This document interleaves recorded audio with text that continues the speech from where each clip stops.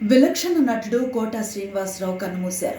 ఉదయం 4 గంటలకి ఆయన తుదిశ్వాస విడిచారు.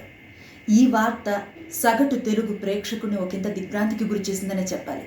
83 ఏళ్ల వయస్సు, 40 ఏళ్ల సినీ ప్రస్థానం, 750కి పైగా చలనచిత్రాల్లో నటించిన అనుభవం. కానీ వయోభారంతో కొంతకాలంగా ఆయన ఏ చిత్రీకరణలోనూ పాలు పంచుకోలేదు. అయినప్పటికీ కోట శ్రీనివాసరావు ఇక లేరు అన్న వార్త ఆయన అభిమానులను కళ్ళు చెమర్చేలా చేసింది.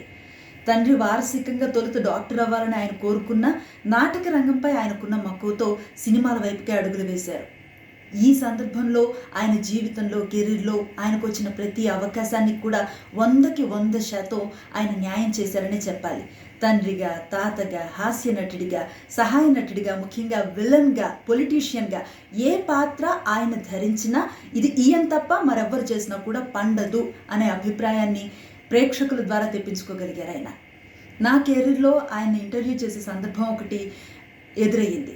అప్పుడు మీరు ఇన్ని రకాల పాత్రలు చేస్తారు కదా, ఏ పాత్ర మీ మనసుకి దగ్గరగా అనిపిస్తుంది, ఏ తరహా క్యారెక్టర్ మీకు తృప్తినిస్తుంది అని అడిగితే, నటించడం నాకు ఇష్టం అమ్మా, దాన్ని 100% చేయటమే నాకు నచ్చుతుంది అన్నారు.